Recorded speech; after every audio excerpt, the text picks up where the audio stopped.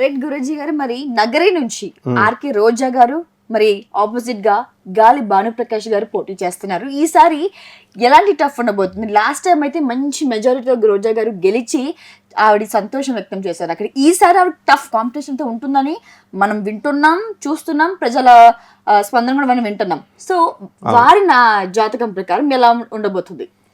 రోజా గారు నాకు 15 సంవత్సరాల నుంచి తెలుసు. సత్యసాయి నిగమాగమం అక్కడ ఉన్నప్పుడు వాళ్ళ బ్రదర్ ఇంట్లో అపార్ట్మెంట్ పైన 4th ఫ్లోర్లో ఉండేవారు అనమాట. అప్పుడు ఆమె పాలిటిక్స్లోకి వచ్చిన తర్వాత అప్పుడు అందరూ ఆమెను ఐరన్ లెగ్ అని, గెలవలేరని, ఇలా రకరకాలుగా అనేవారు. తర్వాత ఆమె చక్కగా సెలవుమణి గారు కూడా, నేను వాళ్ళ ఇంటికి వెళ్ళాను, వాళ్ళ బర్త్డేకి ఎప్పుడు కూడా ఎంతమందిని తీసుకెళ్ళినా పాపం ఆవిడ ఏమన్నారు అనమాట. ఎవరి కోసం విఐపీస్ కోసం దాచుకున్న కేకులను కూడా తీసుకొచ్చి పెట్టేసేవారు మనం తీసుకెళ్ళిన వాళ్ళకి. అంటే వితౌట్ అపాయింట్మెంట్ వెళ్ళినా కూడా అంత మంచి ఆమె. కాకపోతే నోరు కొంచెం ఆవిడ స్ట్రైట్ ఫార్వర్డ్ దురుస్తూ ఉండాలా, ఉండకపోతే how can you control the public? So అలా ఆ రోజా గారు వాళ్ళ పాప వాళ్ళ బాబుని కూడా చిన్నప్పుడు ఆవిడ తీసుకొచ్చి ఎరా మా పిల్లలు అంటే తీసుకొచ్చి చూపించు. అంత సింప్లిసిటీ అండ్ మోడెస్ట్ ఉమెన్. మాతృస్వభావం అనేది మాతృమూర్తి స్త్రీలకు ఉంటుంది కదా. ఇప్పుడు ఏంటంటే లాస్ట్ బంపర్ మెజారిటీతో ప్రూవ్ చేసింది ఆమె. ఇప్పుడు నువ్వు గెలవలేవు, నువ్వు రాజకీయాల్లోకి ఉండలేవు అని అనుకున్నప్పుడు she worked in different capacities in different parties. తెలుగుదేశంలో చేశారు, వైఎస్ఆర్ పార్టీలో చేశారు, రకరకాల పార్టీల్లోకి వచ్చారు. ఆమె స్ట్రాటజికల్గా ఆమె ఏదో మామూలుగా సినిమా యాక్టర్ అనుకుంటారు. షీఈస్ వెరీ మెచ్యూర్డ్ పొలిటీషియన్ అనమాట ఆమె. అంటే ఆ సినిమా యాక్టర్లు, హీరోయిన్ ఆ కథ అయిపోయింది. ఆమె తర్వాత పాలిటిక్స్కే కరుడుగట్టిన పొలిటీషియన్స్నే కంగు చూపించింది అనమాట, నోరు మోయించింది ఆమె. అంటే ఆమె యొక్క మెజారిటీతో, మాటలతో కాదు. సో ఈమెకి ఉత్తరాభాద్ర నక్షత్రము 2వ పాదంలో పుట్టారు ఈమె. అలాగే శుక్రుల్లో శని మహాదశ అంతర్దశ జరుగుతోంది. మీనరాశికి చెందిన ఆమె కాబట్టి ఈమెకి ఇప్పుడు ఏలినాటి శని ప్రభావం జరుగుతోంది.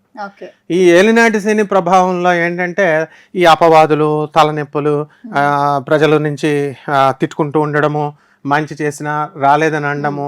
ఇప్పుడు కాన్స్టిట్యుయెన్సీకి రాలేదు అంటారు, అస్తమానం వచ్చి ఏం చేస్తారు? ఆమె అవసరమైనప్పుడు వెళ్తుంది, ఆమె ఫైల్స్ ఎవరికైతే కావాలో ఆమెకి వాళ్ళకి శాంక్షన్ చేస్తుంది. సినిమా హీరోయిన్ చూడదు, మా గల్లీకి రాదు, మాకు ఏం చేయదని ఆరోపణలు బాగా రావడం వల్ల నెగిటివ్ బాగా స్ప్రెడ్ అయిపోతుంది. రోజు వస్తే ఏమంటారు వీళ్ళు, విఐపి ఎప్పుడైనా రోజు వస్తే ప్రెసిడెంట్ ఆఫ్ ఇండియా సంవత్సరంలో 1-2 సార్లు హైదరాబాద్కి ఆయన బలారంలో ఉన్న గెస్ట్ హౌస్కి ఎప్పుడో ఒకసారి వస్తారు. వస్తే ఆయన ప్రెసిడెంట్ ఆఫ్ ఇండియా అంటారు. రోజు వస్తే వీధుల్లో తిరుగుతున్నాడు, ఈయన ప్రెసిడెంట్ ఆఫ్ ఇండియా ఏంటి అని అంటారు, పని పట్టలేదండి అంటారు. She is a celebrity. ఆమె సినిమా హీరోయిన్, ఆమె ఇంటిగ్రిటీని మనం కాపాడాలా.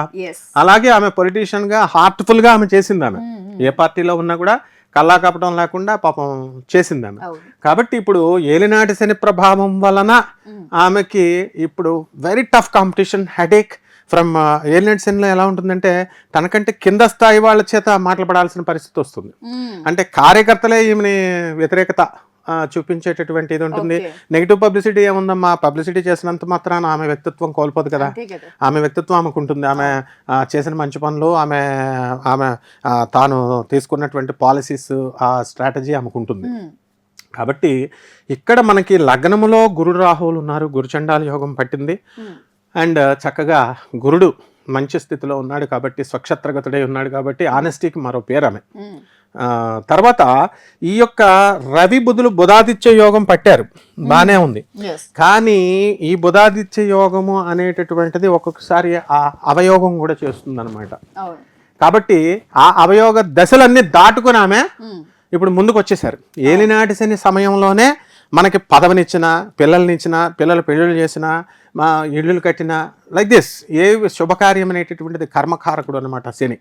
సో ఆమెకి తప్పకుండా ఇప్పుడు మనకి ఈ యొక్క శుక్రుడు చూడండి, శుక్రుడు కన్యారాశిలో మిత్రక్షేత్రంలో ఉన్నాడు, శని ఉచ్చ స్థితిలో ఉన్నాడు వృషభ రాశిలో. సో ఈ విధమైనటువంటి కాంబినేషన్ వల్ల ఆమె ఇప్పుడు మీనరాశి వాళ్ళకి పరిస్థితులు బాగుండకపోయినా గోచార రీత్యా కెరీర్ పరంగా బాగుంటుంది. విదేశాలకు సంబంధించి పిఆర్, పబ్లిక్ రిలేషన్స్ అవి బాగుంటాయి. ఆ విధంగా ఈ రాహువు కూడా ఆమెకి జన్మరాశిలో ఉన్నాడు ఇప్పుడు గోచార రీత్యా, శని వ్యయస్థితిలో ఉన్నాడు. సో ఈ కారణాల వల్ల గురుడు విక్రమస్థానంలో ఉన్నాడు కాబట్టి ఈ స్థానాల వల్ల కొంచెం టఫ్గా ఉంటుంది కానీ competition, but she will take a lead అనమాట in this politics. Moving to Bhanuprakash గారికి జ్యోతిష ప్రకారంగా ఆయన రాజకీయ భవిష్యత్తు ఎలా ఉండబోతుంది, మరి గెలుపు ఆయన వైపు ఉందా?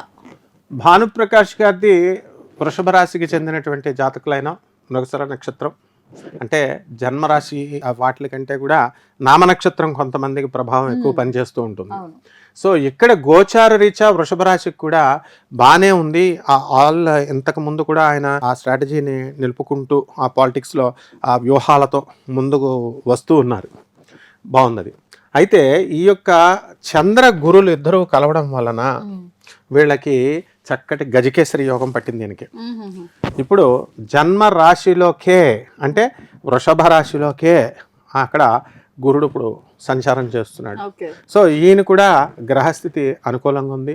ఈ వృషభ రాశిలో ఉన్నటువంటి వాళ్ళు గవర్నమెంట్ సర్వీస్లో ఉన్నటువంటి వాళ్ళు అవనియండి, ఎమ్మెల్యే ఎంపీస్ వీళ్ళు పొలిటీషియన్స్ ఎవరైతే ఉన్నారో వాళ్ళందరూ కూడా ప్రమోషన్స్, సమ్ ఎలివేషన్ అనేటటువంటిది అనుభవిస్తూ వచ్చారు. తర్వాత ఇప్పుడు ఈ యొక్క ఇప్పుడు జరుగుతున్నటువంటి ప్రజెంట్ యాజ్ ఆన్ టుడే దగ్గరికి వచ్చేసరికి ఎలక్షన్స్ ముందు ఈ యొక్క రవి కూడా వృషభ రాశిలో ఉన్నాడు కాబట్టి కొంచెము టఫ్ కాంపిటీషన్ ఇస్తుంది అనమాట.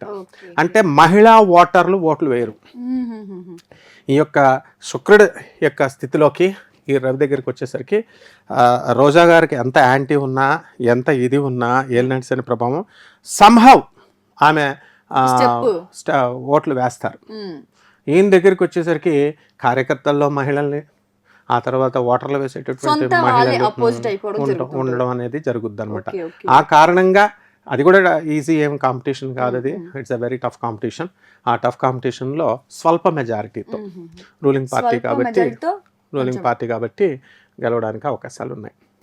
అంటే ఈసారి గెలుపు నగరి నుంచి మళ్ళీ రోజా గారిది అంటారా? రోజా గారు ఇప్పుడు ఎంతోమంది హ్యాట్రిక్లు చేశారు. సో అధికారం అనేది ఎలా ఉంటుందంటే వాళ్ళకి గెలిస్తే మనము గెలుపు ఒక్కటే మనం అని అనుకోకూడదు అనమాట. గెలిస్తే ఎమ్మెల్యే పోస్ట్ వచ్చింది, ఎంపీ పోస్ట్ వచ్చింది అని కాదు. అక్కడ టఫ్ కాంపిటీషన్ ఇచ్చి ఇద్దరు కూడా పక్క పక్కనే మార్జిన్లో ఉన్న ఫస్ట్ సెకండ్ ర్యాంక్స్ లాగా ఇద్దరిది గెలిపే అండ్ అంతే అనమాట. అట్లా ఉంటుంది, very tough competition. Right Guruji, మరి గన్నవరం నుంచి వల్లభనేని వంశీ మరియు ఎర్లగడ్డ వెంకట్రావు గారు పోటీ చేయడం జరుగుతుంది. సో ఈసారి గెలుపు ఓటమి ఎవరిది? ఇక్కడైతే టఫ్ అని నేను అంటాను. బికాస్ ఇద్దరికి అంతే ఫ్యాన్ బేస్ ఉంది, ఇద్దరికి అట్లా నెగిటివ్ కూడా స్ప్రెడ్ అవడం జరుగుతుంది ప్రజల్లో. మరి వారి జ్యోతిష ప్రకారంగా వారికి ఎలా ఉండబోతుంది, గెలుపు ఎవరిది? ముందుగా మనం వంశీ గారి గురించి మాట్లాడుకుందాం. ఇది మనకి ఈ యుద్ధమే కురుక్షేత్ర యుద్ధం. అందులో మనకి పాలిటిక్స్ మన బెజవాడ నుంచే వస్తాయి, గన్నవరం నుంచే అంతే పాలిటిక్స్. ఎక్కడ ఆంధ్ర మొత్తం టోటల్ రాయలసీమ అసలు కడప అంటారు బాంబులకి అడ్డ, అది కాదు బెజవాడ బాంబులకి అడ్డ, గొడవలకి అడ్డ, అంతే కదా. ఇప్పుడు మనకి ఈ విజయవాడలో గన్నవరం ఎప్పుడు కూడా చరిత్రలో నిలిచిపోయేటటువంటి ఊరు. సిద్ధార్థ మెడికల్ కాలేజీలో మా స్టూడెంట్స్ అంతా చదువుతూ ఉంటారు. సో అక్కడ మనకి వల్లభనేని వంశీ గారికి వాళ్ళకి పెద్దమ్మ కూతురు నందమూరి అంతి గారిని ఉన్నారు విజయవాడలో. అందుకని మనకి ఈ జాతకం, ఆయన జాతకం అదంతా కూడా క్షుణ్ణంగా పరిశీలించిన మీదట ఏమైందంటే మనకి ఈయన వంశీ గారు జ్యేష్ఠ నక్షత్రం 2వ పాదానికి చెందిన వ్యక్తి, వృశ్చిక రాశి. అర్ధాష్టమ శని నడుస్తున్నాడు. అర్ధాష్టమ శనిలో ఏమవుతుందంటే ఏ ఎమ్మెల్యే కూడా మంచి పనులు చేయకుండా ఉండరు. మామూలుగా వాళ్ళ చేతుల్లో ఉన్న మ్యాక్సిమం ఏ లీడర్ అయినా చేసి పెడితేనే ఉంటాడు ప్రజలకి. వీడు చేయకూడదు పగబట్టేశాను అనడానికి ఏం శత్రుత్వం ఏం లేదు కదా. అది ప్రజాపాలకులుగా 10 మందికి మంచి చేస్తే ఇంకొక 10 ఓట్లు వస్తాయని వాళ్ళకి తెలుసు ఉంటుంది. కాకపోతే ప్రజలకు ఎలా ఉంటుందంటే వి కాంట్ సాటిస్ఫై దెమ్. 10 చేసి ఎక్కడ ఒక్కటి చెబితే ఆ ఒక్కటి. That's all. ఇప్పుడు మన షర్ట్ ఉంది, ఇప్పుడు వైట్ షర్ట్ వేసుకుంటాం. ఆ వైట్ షర్ట్ లో చిన్న నల్లని మరక పడింది అనుకో, ఆ మరక వైపే చూస్తారు తప్ప వైట్ వైపు చూడరు. ఆ విధంగా ఆ వల్లభనేని వంశీ గారు అయినా ఇతర ఎమ్మెల్యేలైనా వాళ్ళు చేసిన మంచిని వాళ్ళు చూడరు అనమాట. ఒక్కటి చేయకపోతే ఈ ఎమ్మెల్యేలకి ఎక్కడ ఎక్కువ వచ్చేది ఏంటి, పోలీస్ స్టేషన్లో పిచ్చి పనులు చేస్తారు వీళ్ళు ప్రజలు. ఈ ఎమ్మెల్యే విడిపించేయాలా అంటే వీళ్ళు ఒకసారి ఫోన్ చేస్తారు. మళ్ళీ నీకు జోక్ ఏంటి తెలుసా, ఎమ్మెల్యే క్యాబినెట్ మీటింగ్ లో ఉన్నాడా లేకపోతే కౌన్సిల్లో ఉన్నారా ఇవేం చూడరు. మీటింగ్ లో వాళ్ళు ఫోన్ చేసేసరికి వీళ్ళు ఎత్తేయాలి, ఎత్తకపోతే ఎమ్మెల్యే మంచోడు కాదు. సిఐకి చెప్పేసేయాలా సినిమా టైప్ లో అప్పుడు మనకి సినిమా అంటే అలా వెళ్ళేసి తెచ్చేసేయాలా, సిఐ పంపించేయాలా. CI is a government officer, ఆయన కూడా ప్రజలను కోఆపరేట్ చేయాలని చూస్తారు. ఎమ్మెల్యేలు పాపం రాజకీయ నాయకులు వీళ్ళు వస్తే మనం చేసి పెట్టాలని చూస్తారు. ఆ విధంగా అయినప్పటికీ కూడా ప్రజలు ఎప్పుడు కూడా దురాశపరులు, I'm sorry to say, but ఎప్పుడు కూడా వాళ్ళకి కంటెంట్మెంట్ ఉండదన్నమాట. డబ్బులు తీసుకుంటారు, ఓట్లు వేస్తారు, అంతే. తర్వాత అన్ని ఏ గవర్నమెంట్ వస్తే ఆ గవర్నమెంట్ అసలు వెల్ఫేర్ యాక్టివిటీస్ బ్యాన్ చేసి పడేయాలి. మాట ప్రకారంగా సార్ మీరు అన్నారు కాబట్టి ప్రజల గురించి, ప్రజలు అసలు ఎటు వైపు ఆలోచించాలా, ఎలా ఆలోచించి నాయకుడు ఎంచుకోవాలో మీరు చెప్తారా? ప్రజలు ఎప్పుడు కూడా ఎలా ఉండాలా, ఈ ఎన్నికల్లో మనం తప్పు చేశాము, లేకపోతే ఈ ఎన్నికల్లో మనం మంచి చేశాము, మనకి ఏం కావాలి అన్నది క్లారిటీ కావాలా. ఇప్పుడు ఫస్ట్ నిజమైనటువంటి వాడు ప్రతి ఒక్కడు ఈయన సీఎం కావాలా, ఈ పార్టీకి వేయకూడదు, ఆ పార్టీకి వేయాలా అనేవాడు 100% వీళ్ళు ఓటింగ్ చేయరు. ఫస్ట్ పర్సంటేజ్ ఆఫ్ ఓటింగ్ చూస్తే మనం చదువుకున్న వాళ్ళు కబుర్లు చెప్తారు, వీళ్ళే వెళ్ళి ఫస్ట్ ఓట్లు వేయరు. ధనవంతులు కబుర్లు చెప్తారు, వాళ్ళే వెళ్ళి ఓట్లు వేరు. కానీ ఫారెన్కి పంపడానికి, వీసాలకి, ప్రొసీడింగ్స్కి, దీనికి రేషన్ కార్డులు కావాలా, రేషన్ కార్డులు ఇవ్వలేదు, ఇదా రేషన్ కార్డుల కోసం ఆ ప్రభుత్వం ఉన్నది. తర్వాత వీళ్ళకి ఎలా ఉండాలి అని అంటే, గవర్నెన్స్ ఎట్లా ఉండాలి అంటే, politicians should here to the bureaucrats.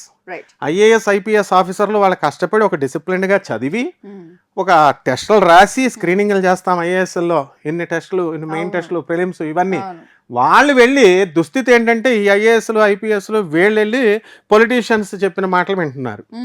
ఇది మన దేశ దౌర్భాగ్యం.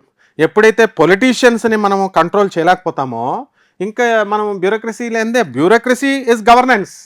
అందువలన గవర్నెన్స్ ఎప్పుడు కూడా ఏ చీఫ్ మినిస్టర్ ఇప్పుడు ఓకే లక్కీగా మనకు ఇప్పుడు ఉన్న ఎమ్మెల్యేలు చదువుకున్న వాళ్ళు వస్తున్నారు, సీఎంలు పిఎంలు. కానీ ఒకప్పుడు మరి చదువుకోలేనప్పుడు వీళ్ళు వెళ్ళి బ్యూరోక్రాట్స్ని శాసనం చేస్తే ఎట్లా కుదురుతుంది? కాబట్టి ఇండియా డెవలప్ కావట్లేదు. అందువలన ఫస్ట్ ఏంటంటే bureaucrats, politicians should learn first of all to be very frank. I'm sorry to say but it is a fact. Politician వీళ్ళు బ్యూరోక్రాట్స్ కూడా పాపం ఎదిరించలేరు, ట్రాన్స్ఫర్లు చేస్తారు. చాలా మంది డైనమిక్ ఆఫీసర్స్ ఉన్నారు నా ఫ్రెండ్స్, వాళ్ళు మహా అయితే ట్రాన్స్ఫర్లు చేస్తారు. ఏం చేస్తారు వాళ్ళు? Why should we oblige, why should we మనం అని పరిపాలన దిట్టగా చేశారు. డికే రవి కర్ణాటకలో ఐపీఎస్ ఆఫీసర్ హ్యాంగ్ చేసుకునేటటువంటి పరిస్థితిని తీసుకొచ్చారు. కాబట్టి ఆయన మోస్ట్ పవర్ఫుల్. అట్లాంటి ఐఏఎస్ ఆఫీసర్స్ చాలా మంది ఉన్నారనమాట. సో మనకి ప్రజలు ఏంటంటే ఐఏఎస్ ఆఫీసర్స్ ఇప్పుడు వాళ్ళు ఎలక్షన్ కమిషన్ ఉంది, ట్రాన్స్ఫర్లు చేస్తున్నారు. డీజీపీ ఉంటే ఇట్లాగా, లేకపోతే ఈ ఐఏఎస్ ఆఫీసర్ ఉంటే మాకు ఈ ఎలక్షన్లో సరిగ్గా జరగదని చెప్పి అపోజిషన్ పార్టీస్ చేస్తున్నారు. అండ్ స్టిల్ ఈ అపోజిషన్ పార్టీస్ని సాటిస్ఫై చేస్తున్నారు. ఎలక్షన్ కమిషన్ ట్రాన్స్ఫర్లు చేస్తున్నారు. ఎవరికి కూడా అంత ట్రాన్స్పరెన్సీ ఉంది. ప్రజల్లో ట్రాన్స్పరెన్సీ లేదు. ప్రజలు ఫస్ట్ వెల్ఫేర్ యాక్టివిటీస్ తీసుకోకూడదు డబ్బులు. ఎవరైతే వెల్ఫేర్ యాక్టివిటీస్ ప్రకటిస్తున్నారో ఆ యొక్క పార్టీని బ్యాన్ చేసేయాలి ఫస్ట్. యుఎస్ లో, ఫారిన్ కంట్రీస్ లో అదే చేసేది. No welfare activities. Welfare activities మీరు తీసుకుంటున్నారు, డబ్బులు మీరు తీసుకుంటున్నారు, మళ్ళీ వాళ్ళకే ఓట్లు ఏవి అంటారు, మళ్ళీ వాళ్ళు తప్పులు చేశారంటారు. What is all this? Vallabhaneni Vamsi garu చక్కగా, ఆయనకి శని యొక్క పరిస్థితి బ్రహ్మాండంగా ఉంది. అనురాధ నక్షత్ర జాతకుడు. అనురాధ నక్షత్రంలో ఏంటంటే వృశ్చిక రాశిలో పంచమ రాహు ఉన్నాడు ఇప్పుడు. సో 1కి 2 సార్లు ట్రై చేయాలి. కొంచెం టఫ్ కాంపిటీషన్ ఇస్తుంది, వెరీ వెరీ టఫ్ కాంపిటీషన్. నువ్వు అన్నట్టుగా ఏంటంటే politicians, political centre of India మనకి ఢిల్లీ అయితే, political seat of India and political seat of United Andhra Pradesh is Gannavaram, Vijayawada. అందువలన మనకి ఈయనకి ఉన్నటువంటి కుజుడు ఇక్కడ బ్రహ్మాండంగా ఉన్నాడు. ఈ కుజుడు ఆ తర్వాత గురులు ఇద్దరూ కలిస్తే క్యాలిక్యులేటెడ్ పర్సన్, అతను బ్రహ్మాండంగా అంచనా వేస్తాడనమాట. అయితే ఈయన ఆ ప్రజలు వాళ్ళ చేసినటువంటి మంచిని అంతర్గత వర్గాల ద్వారా ఆయన బ్యాడ్ అవ్వడానికి ఉంటుంది.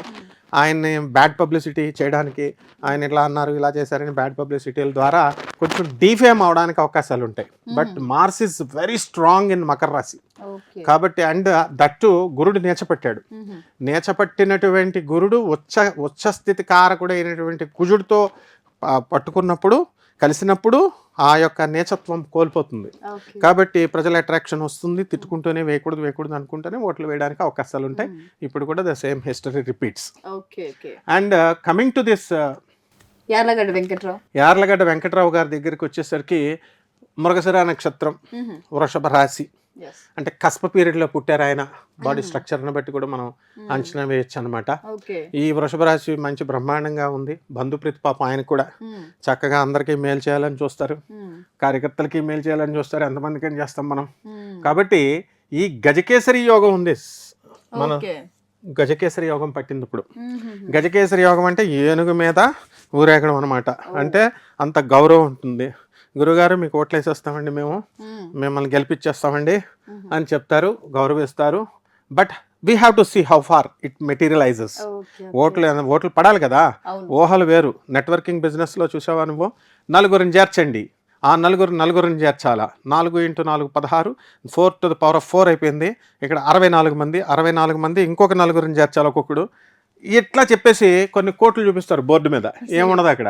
ఫస్ట్ చేరిన వాళ్ళు బొక్కబొరల పడతారు. ఆ విధంగా ప్రజలు కనుక ఈయనకు ఉన్నటువంటి ఇప్పుడు ఈ యొక్క రాజ్య స్థితిగతుడైనటువంటి శని, అలాగే లాభస్థితిగతుడైనటువంటి రాహువు అద్భుతమైనటువంటి రాజ్యాధికారాన్ని ఇవ్వడానికి కూడా అవకాశాలు ఉన్నాయి. డాక్టర్ ఎన్టీ రామారావు, నందమూరి రామారావు, తారక రామారావు గారిని రాహువే చేశాడు సీఎం కింద. డాక్టర్ వైఎస్ రాజశేఖర రెడ్డిని చేసింది ఆయనే. రాహుబలం లేదే రాజకీయంలో మనుగడ లేదు ఎవరికైనా సరే. అందుకనే వీళ్ళందరూ ఇప్పుడు కూడా పాపం వాళ్ళని చూసి, పొలిటీషియన్స్ని చూసి మనం జాలిపడాలి. ఎందుకంటే వాళ్ళు మొత్తం జుట్టంతా ఊడిపోతుంది అనమాట. ఎందుకని వాళ్ళకి అనేకమైనటువంటి ఆలోచనలు, ఇల్యూజన్స్లో, కన్ఫ్యూజన్స్లో ప్రజల్ని ఎస్టిమేట్ చేయడానికి వాళ్ళే అమాయకులు, నిజమైన అమాయకులు చెప్పాలంటే లీడర్స్. సో హియర్ ఈయనకు కూడా చక్కగా రాహు లాభస్థితిగతుడై ఉన్నాడు వృషభ రాశి. కాకపోతే గురుబలం కొంచెం తగ్గింది. అందువలన మనకి ఈసారి ఈ కాంపిటీషన్లో కొంచెం వల్లభనేని వంశీ గారికి కొంచెం ఫేవర్ అవడానికి ఎక్కువ అవకాశాలు ఉన్నాయి. అట్లాగనే డిస్కరేజ్ అవ్వాల్సినటువంటి అవసరం లేదు, ఎవరికి వాళ్ళు పోటీ చేసుకుంటున్నారు. నో క్వశ్చన్ ఆఫ్ అధిక మెజారిటీ. ఈ ఎలక్షన్ లో దగ్గరే స్వల్ప మెజారిటీ ఇన్ 3 digits మళ్ళా. అంటే కేవలము ఒక 999 లోపల, విచ్ ఇస్ ద ఫస్ట్ వీళ్ళ లీడర్స్ అందరిని అడగాల, which is the smallest single digit number, which is the largest 3 digit number. ఎందుకంటే వీళ్ళు ఓట్లు ఇన్ని కావాలా అన్ని కావాలా అని ప్రజలు వీళ్ళు కోరుకుంటూ ఉంటారు. The largest 3 digit number difference లోనే వీళ్ళకి ఉంటుందమ్మా. మిగతాది గెలుపు స్వల్ప మెజారిటీ.